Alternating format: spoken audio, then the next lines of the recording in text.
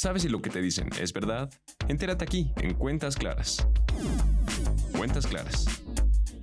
Avisos a la Secretaría de Economía, PSM. El Sistema de Publicaciones de Sociedades Mercantiles, PSM, constituye una herramienta digital que el Estado mexicano, por medio de la Secretaría de Economía, pone a disposición del sector empresarial para transparentar sus movimientos legales de forma gratuita y centralizada. Este diseño interactivo sustituye la dispersión de la información comercial por un motor de búsqueda unificado, convirtiendo al portal en una fuente de datos confiable para el análisis de riesgo y cumplimiento normativo. Para realizar cualquier carga informativa, el sistema exige de forma estricta el uso de la e-firma, lo que otorga validez legal inmediata al documento digital dentro de la base de datos nacional. Entre los movimientos que se deben capturar en esta interfaz se encuentran las convocatorias a juntas societarias, las modificaciones al capital y los balances de cierre, asegurando que cada publicación cuente con un comprobante electrónico que rastrea la fecha exacta y la identidad de la persona que hizo el trámite. Aprovechar esta infraestructura digital reduce los tiempos de gestión y elimina la burocracia de los antiguos esquemas de validación física ante la autoridad. Además, registrar debidamente estos avisos constituye una práctica fundamental para el debido cumplimiento normativo, garantizando el pleno respaldo legal de las decisiones financieras del negocio y siendo una herramienta fundamental para mantener siempre tus cuentas claras. Fuente: Gobierno de México. Cuentas Claras. Hola amigos, les damos la bienvenida a su programa Consultorio Fiscal. Si ustedes recordarán, la semana pasada iniciamos con la serie de los avisos, la presentación de avisos al portal de la Secretaría de Economía, conocido como PSM. Su significado es Publicaciones de Sociedades Mercantiles. La dirección de este portal, que inició operaciones en 2015, es www.psm.economia.gov.mx.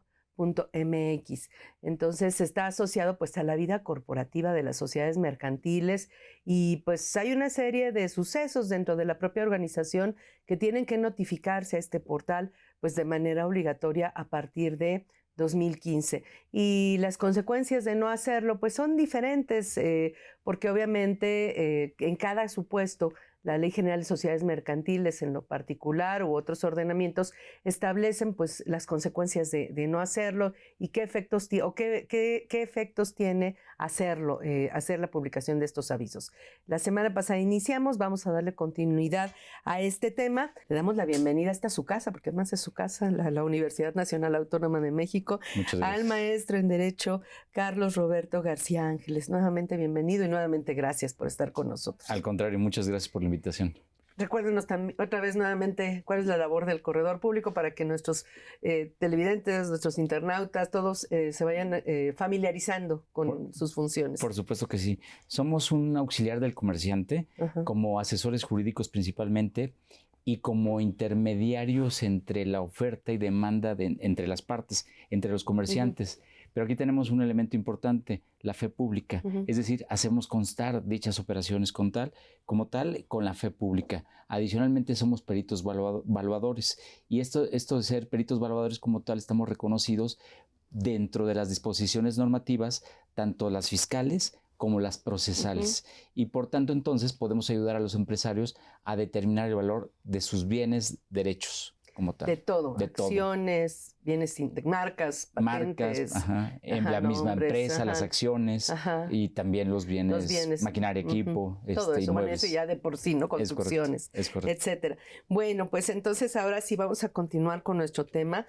Hablábamos, desde la constitución de la empresa, ¿no? A darle el aviso de la estructura accionaria con el que arranca la empresa. Sí. Esto se hace al portal de la Secretaría de Economía y también al SAT, al Servicio de Administración Tributaria.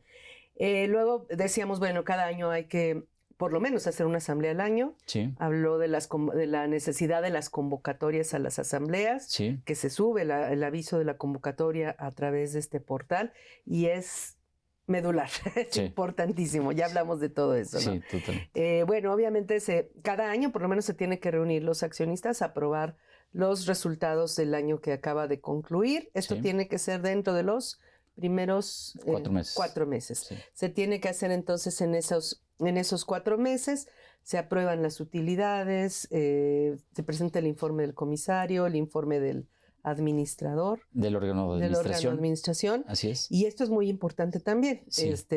Forzosamente tiene que hacerse esto, Sí, ¿no? de hecho es lo que se aprueba como tal, ¿no? Es lo que se aprueba Sí. como tal.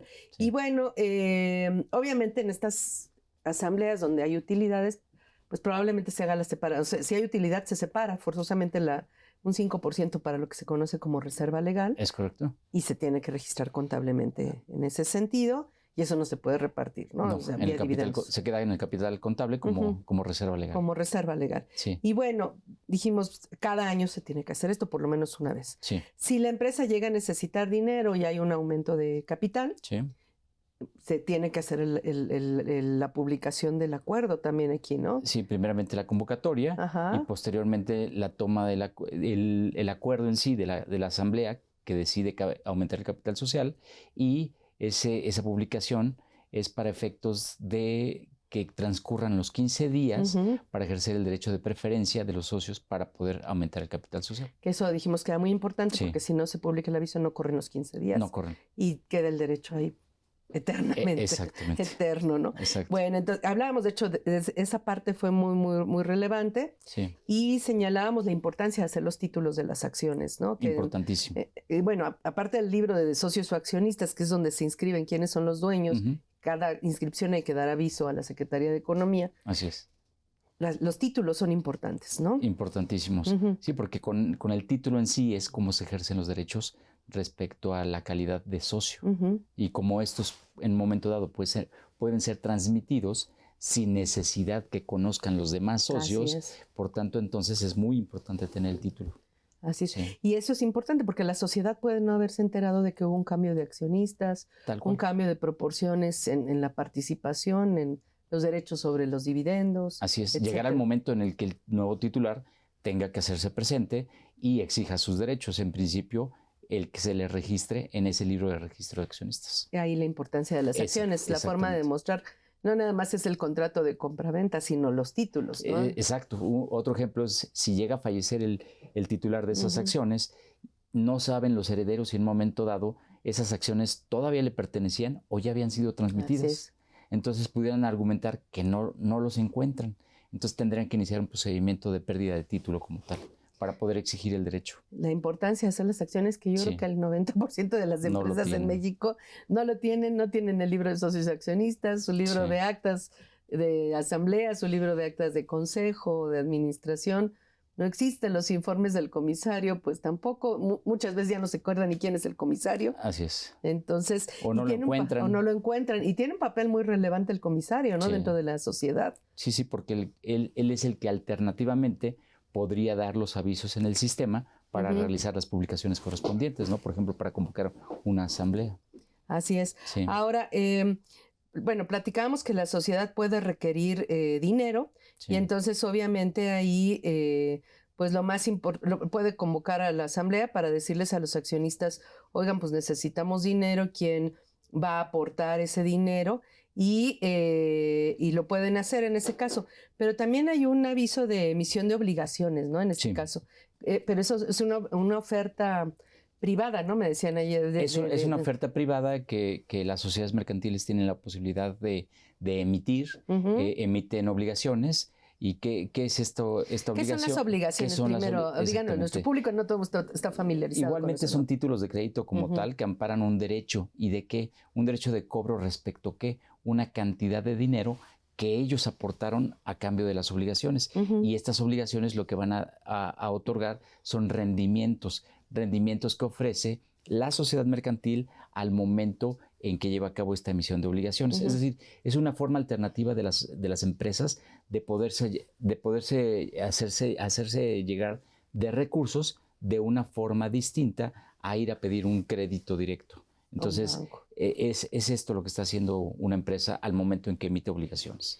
Y bueno, y son varios los que le prestan, ¿no? Porque el tenedor de cada título es el así que es. le está prestando, ¿no? Sí, y en lugar de que sea uno solo, pues pueden ser muchos, Sí. miles, ¿no? Dependiendo Ajá. el tipo de emisión que se lleve a Hay cabo. públicas y privadas, pero Ajá. esta podría ser inclusive privada. ¿no? Privada, sí, como tal. Y es muy importante, ¿no? Porque, por ejemplo, de las cosas que más cuestiona el SAT Ujú. son los préstamos, ¿no? En las Sí. empresas que dicen, A ver, demuéstrame que efectivamente fue un préstamo, que no es un ingreso disfrazado de préstamo, tráeme el contrato, tráeme el pagaré. Oye, dice, pues no siempre hay pues, intereses en los contratos de mutuo, etcétera, ¿no? Pero, así es.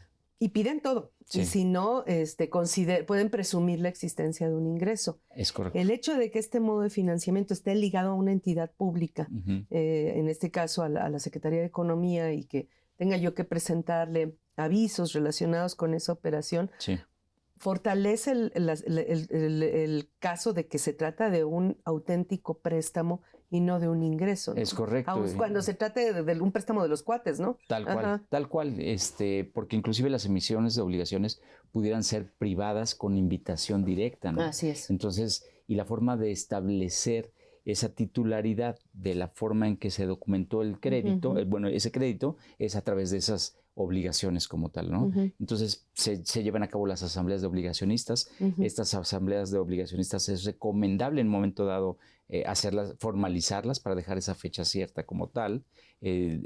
Si hay convocatorias respecto a los derechos que tuvieran los obligacionistas, tienen que realizar la convocatoria a través del sistema. ¿Para qué? Para que tengan conocimiento. Pues y los avisos que se presentan, bueno, está el balance de las sociedades que emiten obligaciones en este caso, que es lo que hay que avisar, ¿no? Una vez al año por lo menos, ¿no? Una vez al año por lo menos. Tal cual. Casi cuando se aprueban los estados financieros. Es correcto, ¿no? es correcto. Y pues es muy importante entonces esto, ¿no? O sea, la verdad es que fortalece el supuesto de la deuda. Así es, y refuerza precisamente la existencia de dicha emisión de obligaciones como tal, ¿no? Con esas publicaciones. Así es. Bueno, entonces, la empresa se puede financiar, de los propios accionistas, que ahí no es un financiamiento, es simplemente pónganle más dinero al negocio, ¿no? Así es. O se puede financiar, pues, a través de esta deuda que reparte entre varios, ¿no? Es correcto, como emisión de obligaciones. Como emisión de obligaciones. Así es. Ahora, en este caso, la empresa también pudiera, de alguna manera, crecer, a través de la fusión, por ejemplo, ¿no? Esto significa que ella misma puede absorber a otra empresa o pueden juntarse las dos y formar una tercera nueva, ¿no? Es correcto. En este caso, platícanos de la fusión de las sociedades. La fusión como tal, lo que busca es unir tanto activos, pasivos y capital contable como tal, ¿no? Hacer una sinergia entre ambas o tres sociedades como tal. Una o dos pudiera ser que desaparezcan y subsiste una como tal, o ambas desaparecen y crean una nueva como tal. Para estos efectos tienen que llevar a cabo igualmente las publicaciones de las convocatorias de forma independiente cada una de las sociedades, en donde van a celebrar las asambleas, y adicionalmente cada una de las sociedades tiene que publicar su balance. ¿Para efectos de qué?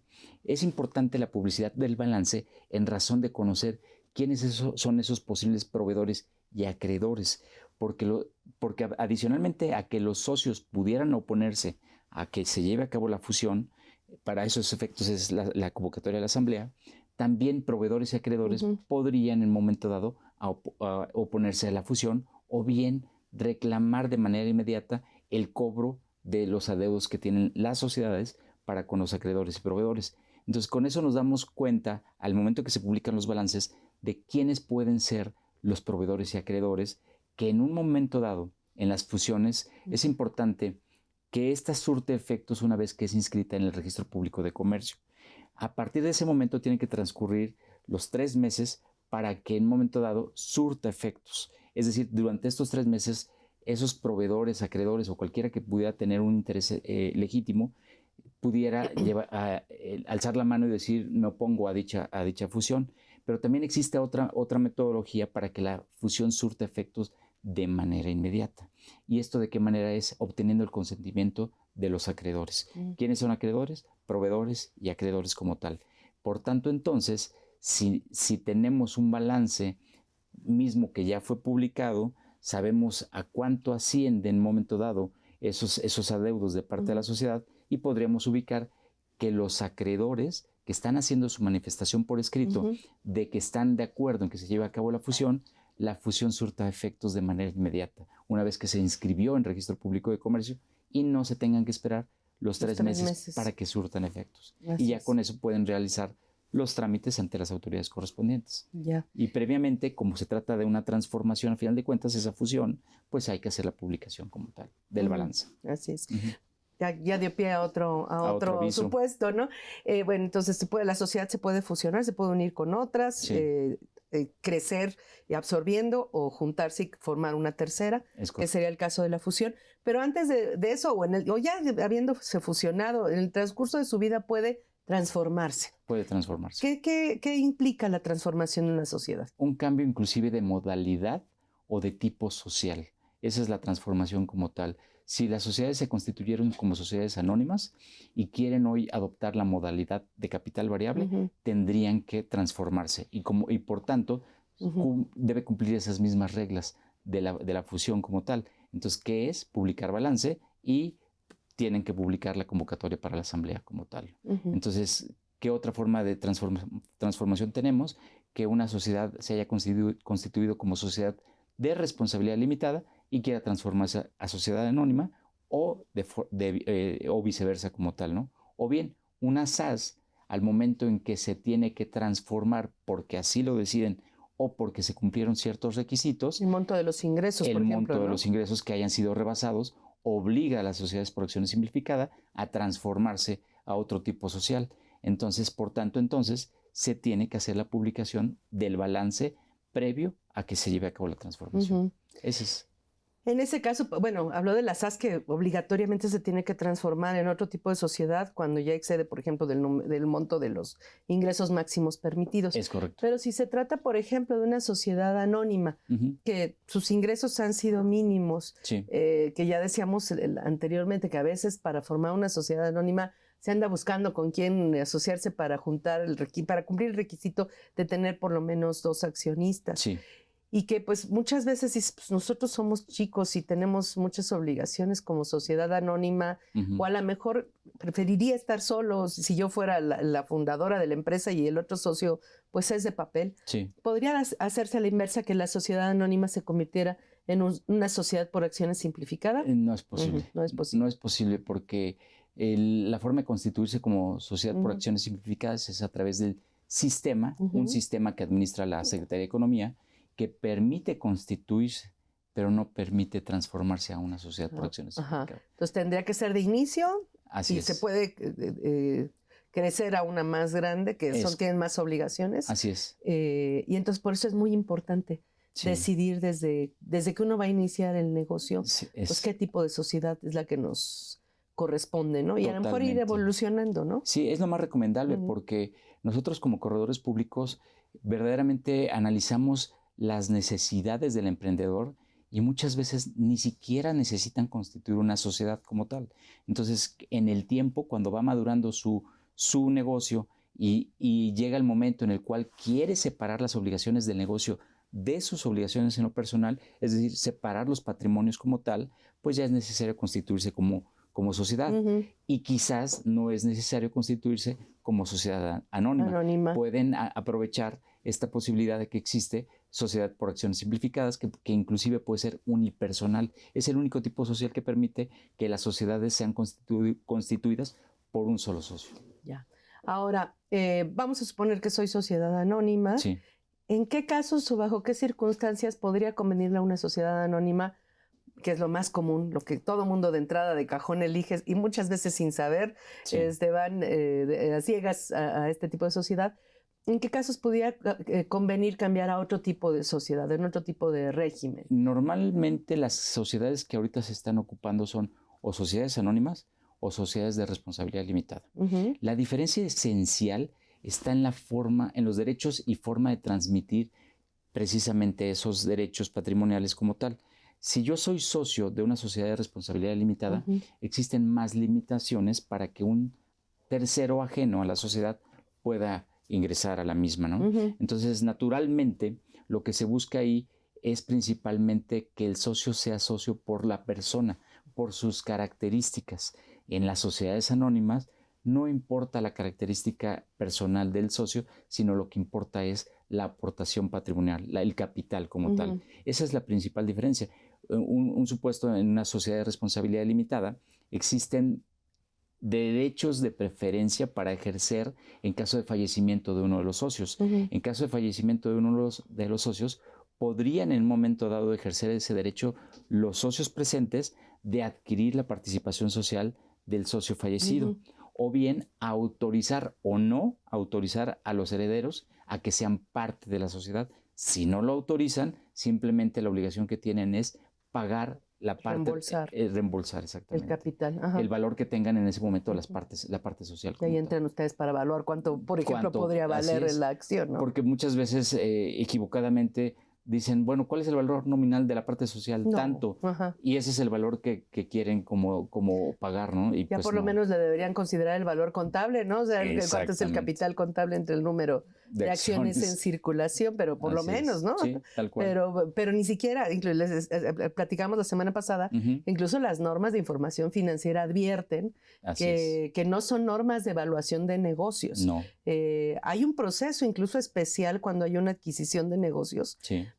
Incluso en las normas de información financiera, donde dice que pues cuando hay una adquisición de un negocio como tal, todos los activos, pasivos, todos se tienen que evaluar a una especie de valor de mercado que se llama valor razonable en normas financieras. Y ahí entran ustedes como evaluadores totalmente, ¿no? Para respaldar precisamente la evaluación dichos valores razonables. De cada valor. Sí, y en la práctica en muchas ocasiones ocurre que no utilizan al corredor público para hacer los avalúos, simplemente los determinan. Buscan en el periódico, en las redes, a ver qué encuentran. Así es. Pero hay muchas cosas que no se pueden evaluar tan fácilmente. No, así es. Por ejemplo, un intangible no es sencillo. Inclusive en la maquinaria y equipo, ¿no? Hay maquinaria que me tocó un caso reciente donde se vendieron todos los activos principales de la empresa sin liquidarla ni vender acciones ni nada. Sí. Y pues había máquina que la empresa había construido, la había adaptado a sus necesidades. Y decían, pues es que y eran de las máquinas más utilizadas en los procesos, ¿no? Y era lo que de alguna manera les facilitaba los procesos. Sí.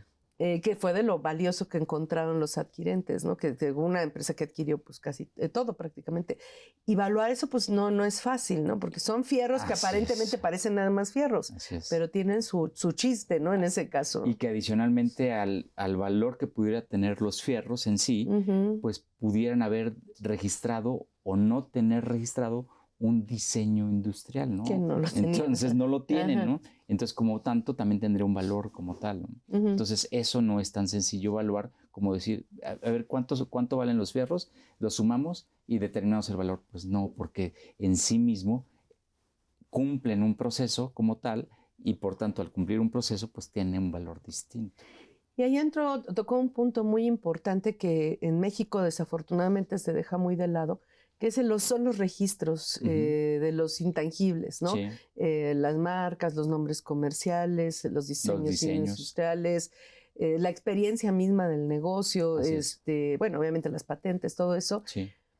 Porque se registran, hemos hecho programas con el Instituto Mexicano de Propiedad Industrial y se registran muy pocos intangibles en México. El nivel es bajísimo comparado con otras economías, pues más o menos del mismo tamaño, ¿no? Sí, se registran muy pocos y muchas veces, y creo que están ahorita ya corrigiendo esos detalles, porque muchas veces esos registros de patentes se ven violentados en razón de que quienes son los investigadores y con esas obligaciones que les imponen de publicar, al momento en que se hace público, sin tener registrado, entonces es cuando casi están perdiendo ellos esa posibilidad de haber registrado previamente la patente. Y hoy ya existe esa posibilidad de hacer un preregistro. Ya. Con eso salvaguardan los derechos que tiene ese investigador. O sea, se publica, pero se reconoce y se protege desde ese inicio. Esa es una maravilla. Y estamos entrando en una etapa muy difícil en ese sentido,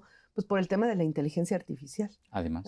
Que no queda protegido muchas cosas y con el subirlo a las redes y alimentar las bases de datos de la inteligencia artificial, pues puede ser que sin saberlo hayamos aportado nuestros conocimientos al programa, ¿no? Sin duda alguna. Sin tener ninguna protección en ese sentido, ¿no? Sí. Pero bueno, entonces en esta parte, pues es importante cuando hay una venta de una negociación, etcétera, pues que entren ustedes. hablábamos de la transformación de sociedades. Es muy interesante la parte de la sociedad de responsabilidad limitada. Sí.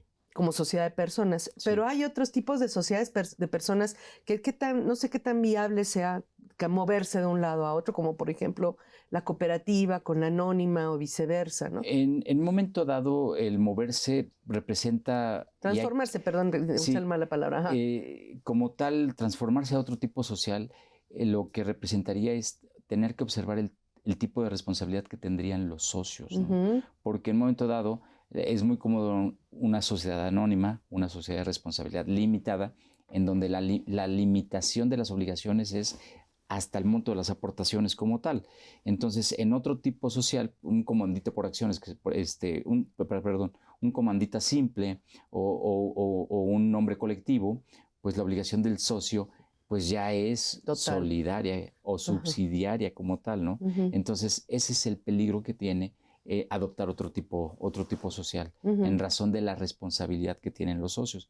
Pero en un momento dado, si el socio, inclusive en lugar de utilizar una denominación, utiliza una razón social, pues evidentemente va a ser responsable del alcance el alcance y consecuencias que pudiera tener la responsabilidad de la misma sociedad en lo personal, porque se convierte en obligado solidario como tal, ¿no? Ya. Sí, es muy... Y bueno, y obviamente son en su naturaleza, en su esencia, son diferentes, porque en la anónima, pues basta que el accionista pues, aparezca cada año nada más en las asambleas ordinarias a votar y se acabó, si es que fuera lo mínimo que existe dentro de la vida social de la entidad. En cambio, en las cooperativas tienen que estar trabajando para la sociedad, tienen que aportar trabajo principalmente, ¿no? Es correcto. Entonces, pero hay muchas sociedades en que los socios sí están ahí al pie del cañón dándole 18 horas al día. Sí.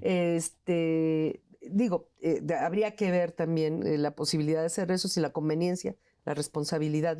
Hay sociedades cooperativas de responsabilidad limitada también. Así es. Pero es importante, ¿no? También ver todas las... Y por eso volvemos a lo importante de definir desde el inicio cuál es el traje que se ajusta a nuestra situación, ¿no? Nuestro tipo de negocio. Pero también es importante que un socio no tiene la obligación de trabajar dentro de la misma sociedad.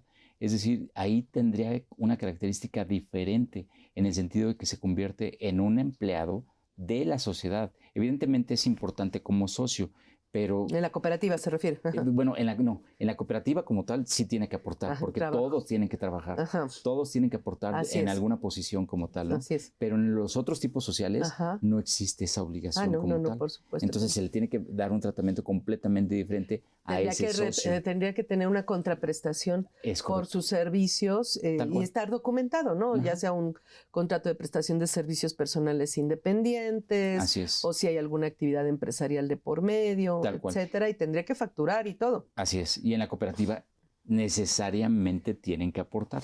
Ahí trabajo, y porque la utilidad se reparte con base en lo que cada quien trabajó. Es correcto. En la cantidad y calidad de trabajo aportado, dice la ley, ¿no? Así es. Pero bueno, entonces es muy importante también la transformación de sociedades. Sí.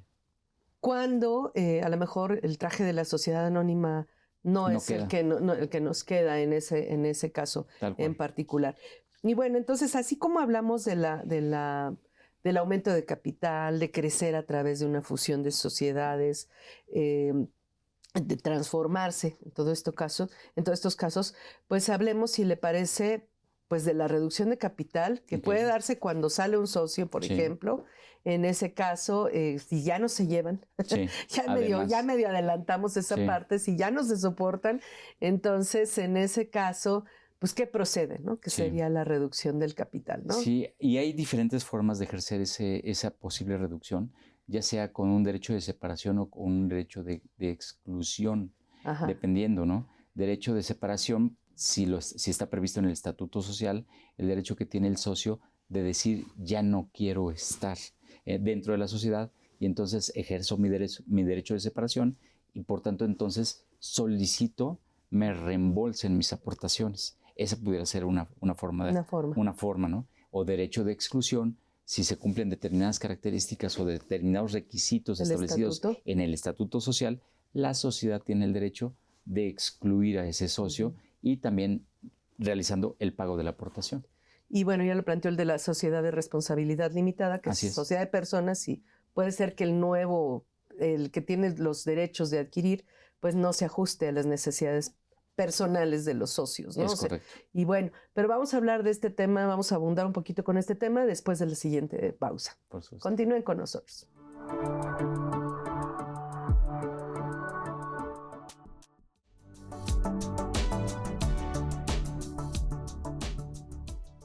Pues ya estamos de regreso, pero antes de iniciar, antes de continuar, de retomar nuestro tema, tenemos saludos de Cuernavaca, de sede Edith Leticia, a quien le mandamos un saludo también. Y hablábamos de los socios que ya no se soportan, que muchas veces es real, ¿no? Es real. Las empresas familiares llegan a problemas, bueno, de pleitos muy fuertes. Feos, ¿no? Sí. Entonces, ¿qué hacer cuando pues ya alguien ya no está a gusto dentro de la sociedad? Dicen, bueno, él se puede separar, pero también lo pueden excluir bajo ciertos requisitos establecidos en los estatutos. Es correcto. En cualquiera de los dos casos, que se retire un accionista, ¿qué implica? Que ya mencionó algo, pero bueno, abundar en ese tema. El hecho de poderse separar o poderlo excluir necesariamente tiene que constar en el estatuto social.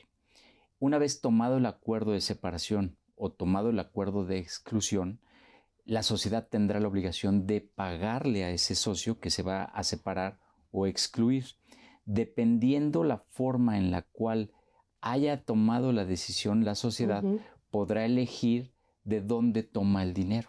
Si es necesario llevar a cabo una reducción de capital social para hacer el reembolso, o bien determina pagarlo dentro de la misma estructura financiera que tiene la sociedad, tomándolo quizás de algunas primas, de alguna cuenta contable que tenga dentro de ese capital contable como tal, ¿no? Esa es la forma en que tendrían de poderle pagar a ese socio que están excluyendo o se está separando como tal. ¿No existe alguna restricción respecto a la forma de pago? O sea, necesariamente tendría que ser en efectivo, o le podemos dar algún terreno, inventarios, maquinaria. No existe una limitación, puede ser de cualquier manera, pero ahí ambas partes tienen que estar de acuerdo como tal, ¿no? Es decir, que el socio diga, estoy de acuerdo que me pagues con maquinaria, estoy de acuerdo que me pagues con un intangible, que me pagues con un inmueble. Cualquier forma es... Y ahí entrar otra vez ustedes, porque tendrían, digo, el que se va pues, podría querer estar seguro de cuánto vale lo que le van a transmitir. Y es, ¿no?, para ambas partes, es tanto para la sociedad, que tenga la certeza de que pagó correctamente, y para el socio de que se le está pagando correctamente la participación social que tenía dentro de la sociedad. O sea, ahí pueden acudir a ustedes como peritos valuadores en ese caso. Y como tal somos imparciales. Esa es la característica importante del perito evaluador corredor público. Ya. Bueno, entonces se retira, hay que dar aviso al portal de la Secretaría de Economía. En el caso de reducción de capital social habría que dar el aviso. ¿Por qué? Porque si en un momento dado se está reduciendo el capital social, pues la consecuencia es de que alguien puede oponerse a esa reducción. Por tanto, entonces se tiene que hacer la publicación en el portal correspondiente. Sí, porque eso implicaría que a lo mejor no tenga la sociedad los recursos suficientes para cumplir con sus obligaciones, ¿no? Si fuera de tal magnitud que afectara sus flujos de efectivo, ¿no? Totalmente, así es. Entonces se reduce el capital, se cancelan las acciones. Se cancelan las acciones y por tanto entonces se está reduciendo el capital social. Se tiene que hacer un aviso. Bueno, obviamente tiene que haber una convocatoria de asamblea para decir lo vamos a excluir o se va a separar. Es correcto. Como tal, hay que hacer la convocatoria para la celebración de la asamblea. Si es totalitaria, no es necesario, pero si hay problemas, pues difícilmente va a ser totalitaria. Se hace la publicación de la disminución del capital social y después se hace la publicación de la nueva estructura accionaria de la sociedad. Hay que emitir nuevas acciones, cancelar las anteriores. No necesariamente. Pudiera ser que sí, pero no es una obligación tener que cancelar las acciones actuales en caso de que esto suceda como tal, ¿no?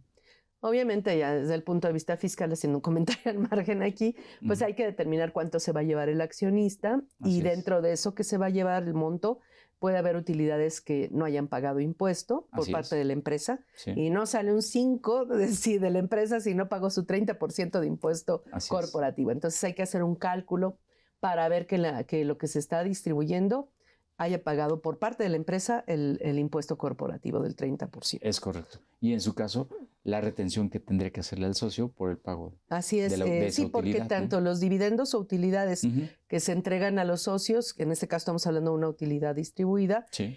están sujetos a una retención del 10%, Así es. también dependiendo de qué utilidades se repartan, Sí. si son de 2014 en adelante o de 2013 para atrás, ¿no? Si son de 2014 en adelante, sí, es el 10%, si son de 2013 para atrás, no hay retención. Incluso podría haber una disminución por una disposición de vigencia temporal de 2015. Sí. Pero bueno, entonces en este caso se reduce el capital, se hace la convocatoria de la asamblea, se hace la publicación en el portal de la Secretaría de Economía y obviamente la empresa va a hacerse más chiquita, ¿no? Sí. Pero puede seguir sin problema en ese caso, ¿no? Así es. Ahora entremos a una parte muy, muy interesante y muy importante que ayer la calificaba la doctora Cristina Hernández Juárez. No, Juárez Uribe, Uh-huh. como la muerte digna de las sociedades, ¿no? Okay. El que la sociedad se liquide. Sí. Porque desafortunadamente se crean empresas, pero muchas de ellas no se llega a la continuidad hasta la liquidación, Sí. que es un problema porque, y más con las disposiciones legales, particularmente las fiscales actuales, de que un socio pudiera haberse quedado como socio de alguna sociedad por ahí perdida en el limbo, y resulta que esa empresa tiene problemas de carácter fiscal, Sí. y si este socio quiere entrar a una nueva sociedad o quiere formar parte de una sociedad nueva, pues va a tener problemas. No lo van a poder aceptar porque no van a poder constituirse, ¿no? Quisiera hablarnos de esto, por favor, de la importancia de la liquidación. Las sociedades como las personas en un momento dado se podría decir que también tienen un tiempo de vida. Ese tiempo de vida se puede extender indefinidamente como tal, o bien puede tener un plazo establecido, o bien si se presentan diversas causales, pudiera tenerse la obligación de iniciar un procedimiento de disolución y liquidación como tal. Ese proceso de disolución y liquidación es precisamente avisar que la sociedad entrará en liquidación, que es precisamente la disolución como tal, el acuerdo de disolverse, y se nombre un liquidador como tal, para que el liquidador, en principio, ya no podrá realizar el objeto social, es decir, todas aquellas operaciones que realizaba, pues terminará dichas operaciones, pero no puede realizar nuevas operaciones como tal. A ver, por ejemplo, si se quedó con inventarios, eso sí los puede vender pero ya no puede seguir comprando y fabricando y todo, ¿no? Es correcto, tal cual. Es decir, ejecuta, lo que tiene que hacer es líquido todos los bienes. Convertir en dinero todo lo que se pueda, ¿no? De ahí viene, por eso, liquidación, ¿no?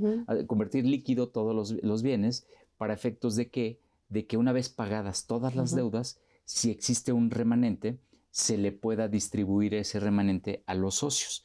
¿De qué manera? Como reembolso o como posibles utilidades que se hayan generado y que no hayan sido pagadas y que en ese momento se tendrán que pagar como tal, ¿no? Y para eso, pues hay que dar los avisos de disolución, es decir, hay que publicar el balance, el liquidador tendrá la obligación de liquidar todos los bienes y derechos y como tal, y posteriormente iniciar el proceso o concluir más bien el proceso de liquidación con una asamblea adicional.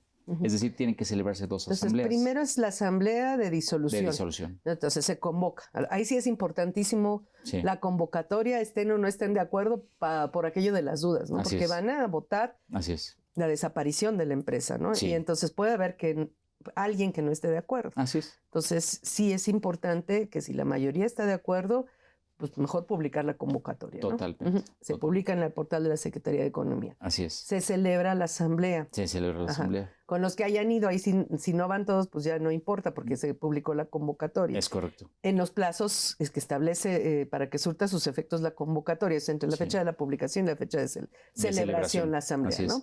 Bueno, ya se celebra la asamblea, acuerdan la disolución. Y que exista el quórum correspondiente, que eso es importantísimo. Porque también puede estar establecido en los estatutos un quórum mínimo, ¿verdad? Así es. Entonces, si no existe el quórum como tal, pues entonces no puede llevarse a cabo el acuerdo correspondiente como tal, ¿no? Entonces tendría que convocar nuevamente para reducir ese quórum como tal, ¿no? Una pregunta, por ejemplo, se hace la convocatoria, llega el día de la asamblea, no existe el quórum necesario. Hay que dejar evidencia de que la asamblea no se celebró por falta del quórum establecido en los estatutos. O sea, hay que redactar un documento que vaya al libro de actas. El responsable de la celebración de la asamblea como tal es el órgano de administración. El órgano de administración fue el que convoca a la asamblea y es el que tiene la obligación de iniciar la asamblea como tal y en su momento nombrar presidente, secretario y escrutador. Y por tanto entonces el escrutador es el que hará constar si se reúne o no se reúne el porcentaje necesario para que los acuerdos tomados en la asamblea sean válidos, porque si no se reúne, por tanto, entonces no tiene sentido llevar a cabo la asamblea como tal, y se toma ese acuerdo como tal de que no se pudo celebrar la asamblea en virtud de que no se reunió el quórum, por tanto, entonces se deja constancia de esa posible asamblea, que no es asamblea, pero que se reunieron y que no se hizo constar que no se reunió el quórum como tal. ¿Sí? Y bueno, antes se les da el orden del día de la asamblea. En la publicación, de la convocatoria. Así y ahí es donde pueden decir, no voy porque no quiero que se disuelva, ¿no? Así es, tal cual. Y bueno, se celebra finalmente la asamblea, se acuerda disolver a la sociedad, se nombra un liquidador y ese se convierte en el nuevo representante legal de la empresa, suponiendo que fuera una persona diferente del que la representaba, ¿no? Es correcto, es el administrador para efectos de liquidar la sociedad. Sí. Y hay que hacer el cambio de representante legal ante el SAT. Hay que hacer el cambio. Publicar, obviamente. Por eso es otra vez importante publicar todo esto, ¿no? Así es. Entonces, la Secretaría de Economía se convoca, se publica el acuerdo de disolución. Es correcto. Y arranca la liquidación, ¿no? Así es. Y ahí, pues, hay que hacer líquido todo lo que se pueda y pagar todas las deudas. Así es. Y a ver cuánto queda, ¿no? Así es. Y ya lo que quede, si es que queda algo, se va a repartir entre los accionistas. Así es. Y se publica el balance como balance final previo a la liquidación, a la forma en que se pagará o no se pagará a los socios como tal. ¿Sí? Y cuando se extingue la sociedad, digamos, porque hay varias publicaciones en este caso. En este caso, el balance final de liquidación creo que sería el último que se publicaría en el portal de la Secretaría de Economía, ¿no? Es correcto. Pero ¿cuándo se considera extinguida? Porque todavía hay que cancelar el RFC, ¿no? Y primero hay que inscribirlo en el Registro Público de Comercio. Una vez inscrito en el Registro Público de Comercio, pues se puede proceder a la cancelación del RFC como tal, ¿no? Y que lo apruebe el SAT como tal. Una vez que lo apruebe, ya cancela el RFC y fue la terminación de la sociedad. De la sociedad. Con eso concluiría. Con eso se concluye. Ahora, ese es el procedimiento, digamos, tradicional de toda la vida, con todas estas publicaciones que se hacen, que ahora se hacen en el portal de la Secretaría de Economía, antes se hacían en periódicos y medios de comunicación. Pero hay un procedimiento simplificado que está tanto establecido en nuestros ordenamientos mercantiles y que esto se replica en el portal de la Secretaría de Economía, ¿no? ¿Qué significa o qué implica este procedimiento simplificado de liquidación? Esa propuesta de modificación a la Ley General de Sociedades Mercantiles fue muy, muy benéfica, principalmente porque era curioso, para los empresarios, haber constituido la sociedad, mantenerla, pues les representaba costos. Pero costos que quizás en muchas ocasiones solamente habían tomado la decisión de constituirse y ni siquiera actuaron. Y ni siquiera actuaron o no les resultó y la dejaron ahí en stand-by y sin operar.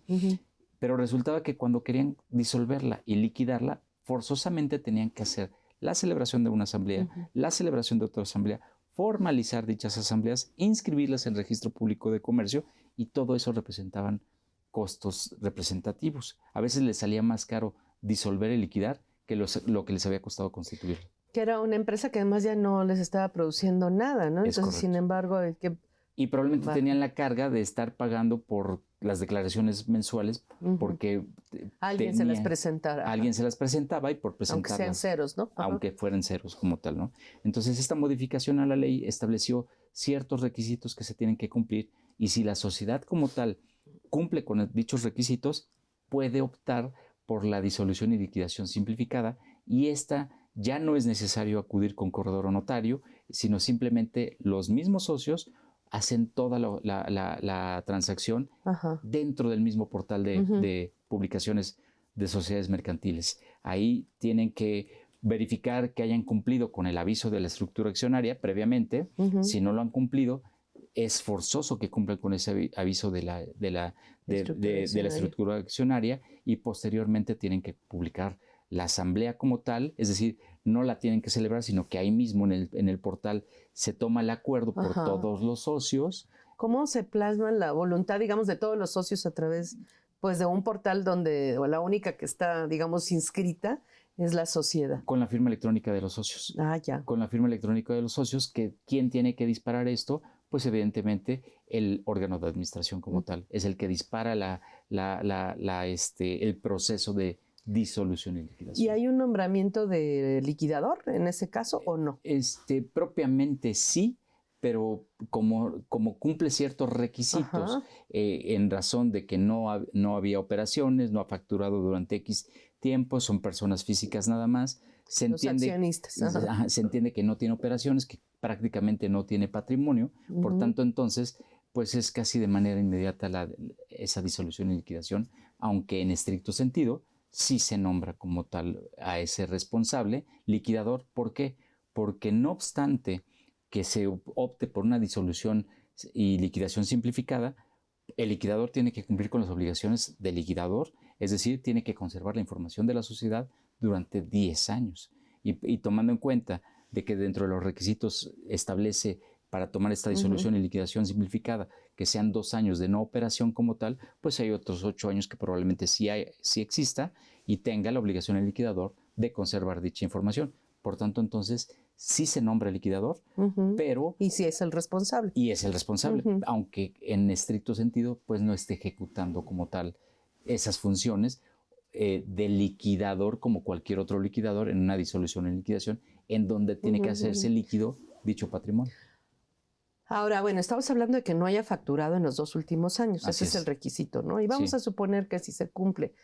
Pero vamos a suponer que sí hay bienes dentro de la empresa. O sea, efectivamente no opera, pero se quedó algún bien inmueble por ahí, alguna cuenta bancaria. Sí tiene que venderlo y tiene que hacer todo lo mismo como tal. Pero al cumplir con los requisitos, pues ya no tuvo que acudir a un fedatario público. Es correcto. Así es. Esa es la ventaja. O sea, entonces no le cuesta dinero el proceso de liquidación. Así es. La condición es que no haya facturado en los últimos 2 años. Así es. El proceso en principio va por las mismas vías, aunque bueno, lo común sería que estas empresas generalmente ya se quedaron sin nada, sin bienes ni nada, y lo único es desaparecerlas legalmente, ¿no? Es difícil que se encuentre en el supuesto de que tuviera todavía bienes, ¿no? Como tal, pero sí puede suceder, por supuesto que sí. Sí.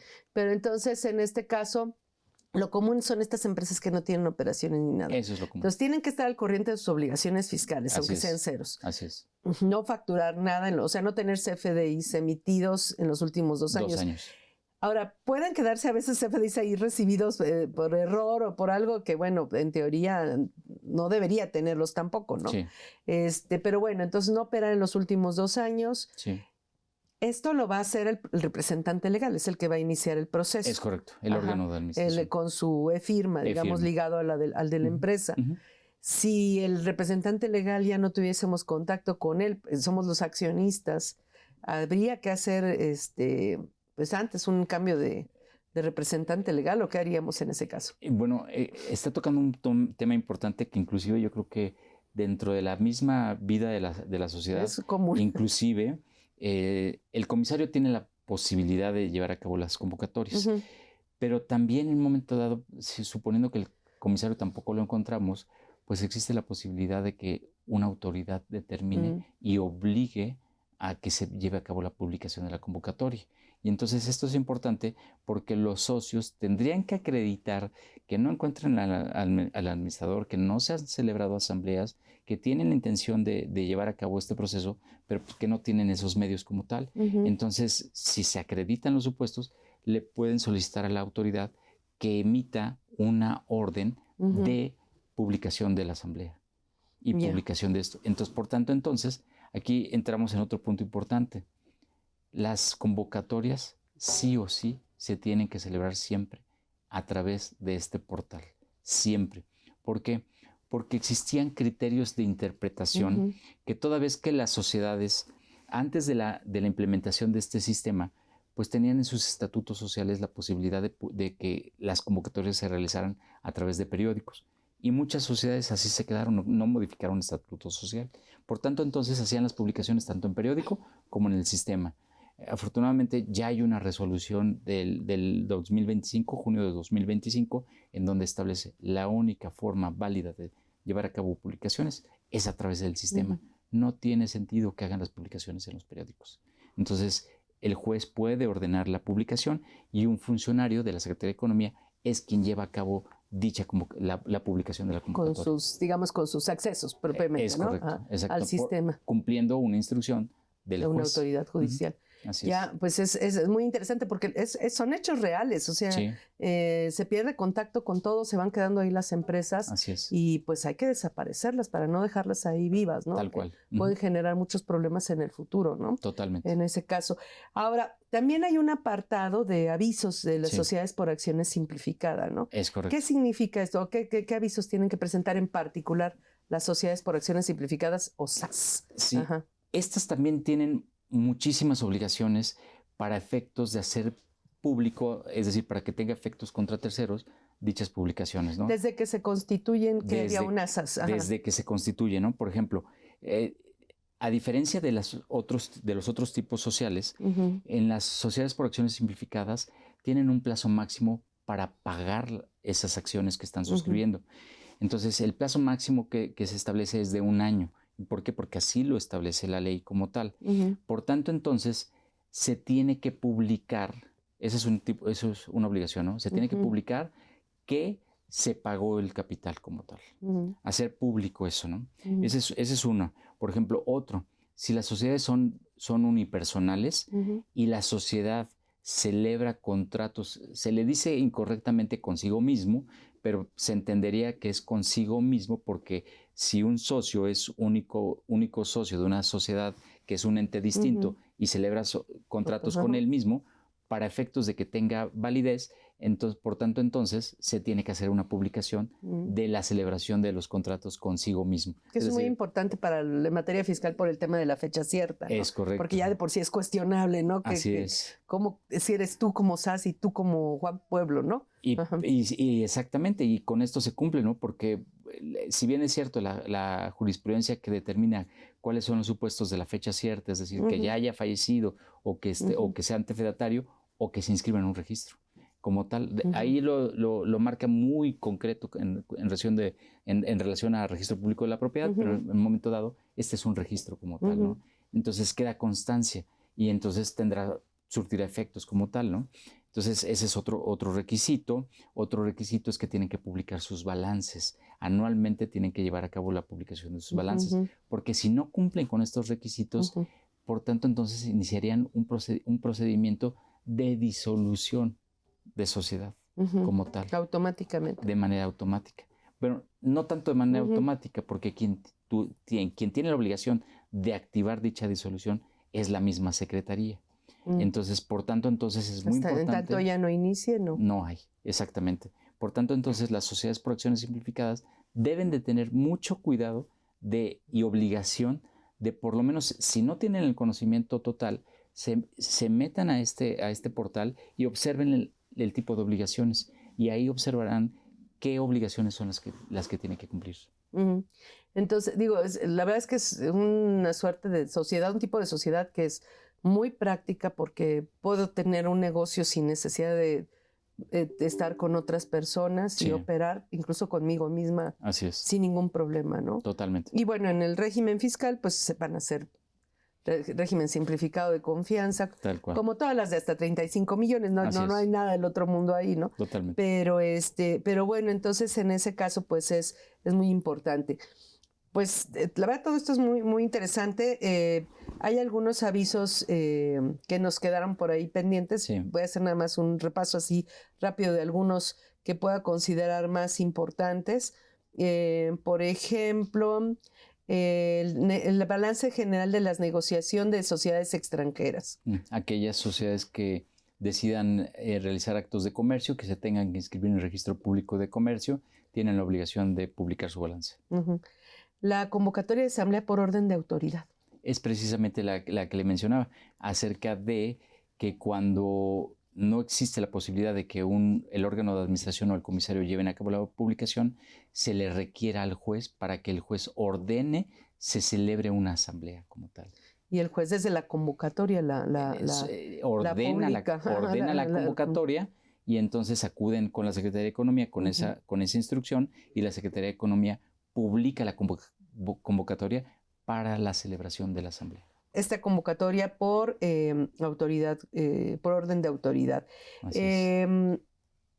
Resolución. Bueno, uno de los casos que no vimos, hablamos de la fusión, sí. Pero la sociedad puede, si ya es muy grande o si quiere separar actividades, puede escindirse, puede dividirse, digamos. Ajá. ¿Qué significa? Háblenos un poquito de la decisión, por favor. Sí, a diferencia de la fusión, en donde los patrimonios de ambas sociedades se unen, en el caso específico de la escisión, el patrimonio se divide en una o más sociedades como tal, o también están creando una nueva como tal, ¿no? Y lo que sucede es que el activo pasivo y capital contable se distribuye en las dos o tres sociedades que se estén creando consecuencia de esta decisión, ¿no? Entonces se divide dicho activo, pasivo y capital contable.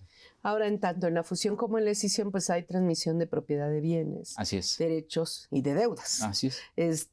O capital en este caso también, ¿no? Ajá. Pero obviamente puede ser que, no necesariamente van a generar el pago de impuestos, aunque había una transmisión de propiedad, no, siguiendo los requisitos que marca en ese caso el Código Fiscal de la Federación, para que no haya enajenación. Sí, ¿no? Si se cumplen dichos requisitos de permanencia principalmente de esos activos, pasivos y capital contable, no se entiende enajenación y por tanto entonces no existe el impuesto correspondiente, impuesto a la renta, el IVA. Y que fueran los mismos accionistas antes y después, en las mismas proporciones. Entre otras cosas, porque hay que presentar también ahí avisos. Y si no se hace, pues tienen efectos de pago, puede tener efecto de pago de impuestos. Sí, que se le considere como enajenación. Ajá. Pues se nos acabó el tiempo. No sé si quiere hacer un mensaje final muy corto, ya no tenemos mucho tiempo, sobre el portal de la Secretaría de Economía. Es importante que sepan que todo empresario que tenga constituida una sociedad mercantil tiene que cumplir con ciertas obligaciones de publicaciones en el portal.